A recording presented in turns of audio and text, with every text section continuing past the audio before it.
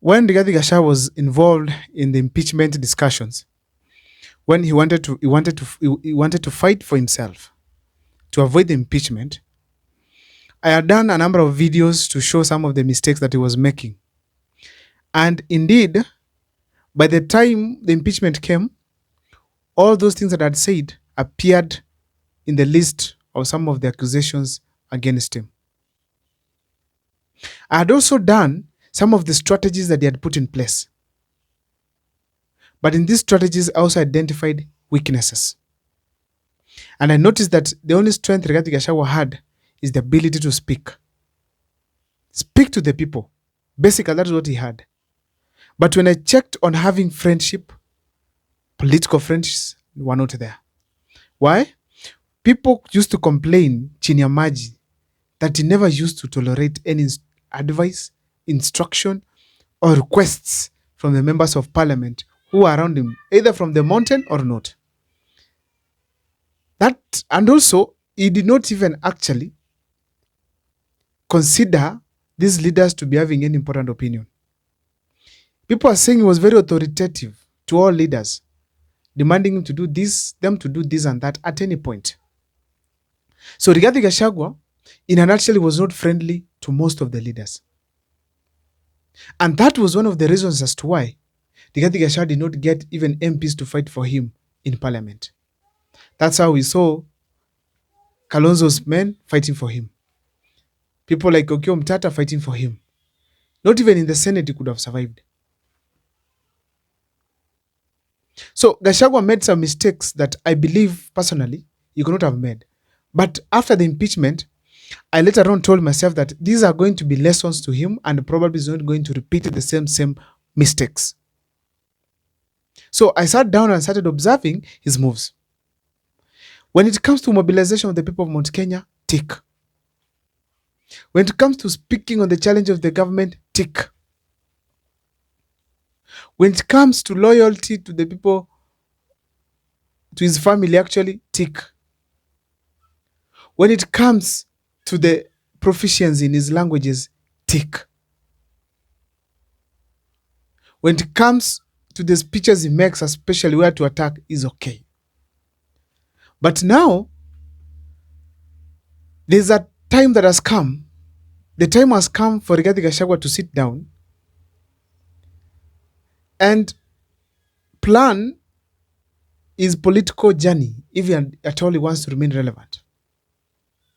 And one of the things he must consider is his political friends. As we speak today, come 2027, people are not necessarily going to interrogate your loyalty. They are simply going to interrogate your development or maybe your track record. But when I look at Rigathi Gachagua and listen to him, he is probably focused on the people who are loyal to him. Why am I saying this? Recently, they were in Laikipia. And despite the Kikuyu, the videos in Kikuyu, I was able to get it, interrogate it, ask friends, and they were able to interpret it for me. That Mutahi Kahiga was telling Irungu Kangata this. Even if you perform, if you don't declare who you are supporting now, even you will go home. That is Mutahi Kahiga, governor, telling his fellow governor Irungu Kangata in a funeral public event. From that statement, I was able to borrow two things. One, the intentions of Gachagua and the language that is being used. And then I realized something is wrong somewhere. There reached a time Gachagua must not be trusted.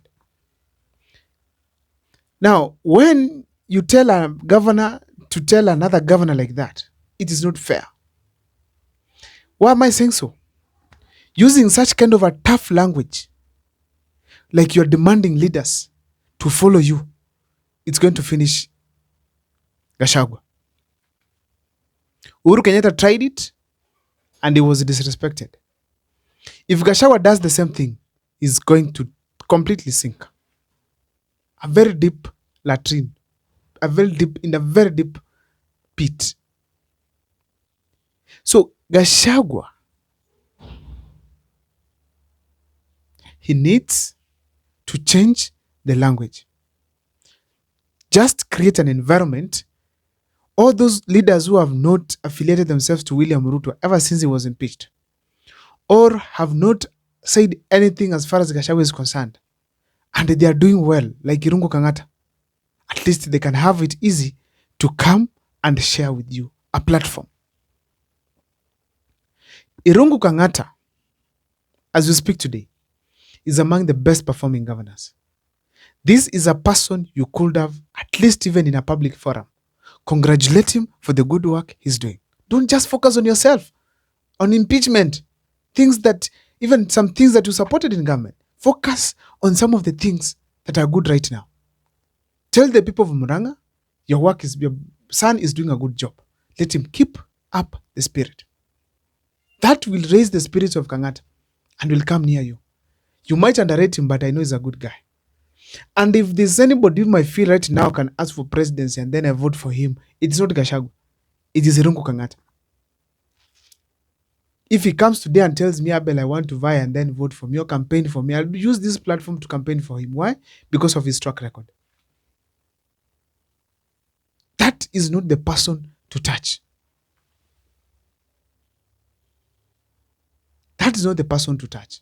You cannot force leaders to follow you. Create that environment and then be the leader to be followed. And people will follow you.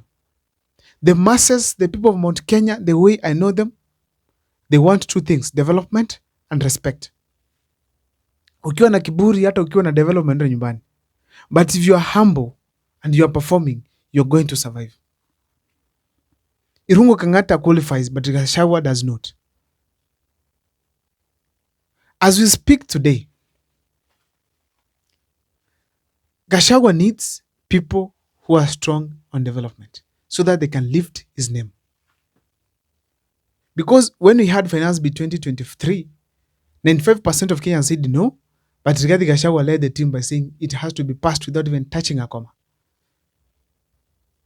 When Gachagua was in power, most projects were not brought in Mount Kenya. Therefore, the only track record he can talk of, it's with his friends that he's supporting. Having a party is not enough. Because you can either be a disappointment to the people of Mount Kenya or be the point of success for the people of Mount Kenya, or even the entire nation. So therefore, it's ideal Rigathi Gachagua sits back, reflects, and organizes himself the way he talks.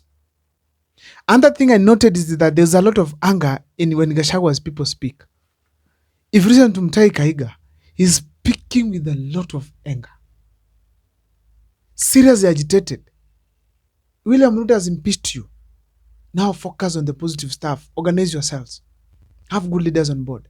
Show some soberness.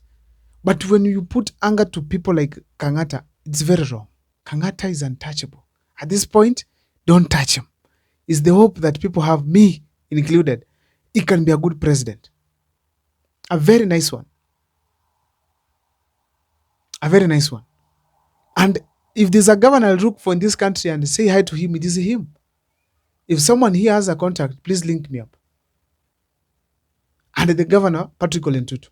Those are the two people I feel that are working in this country.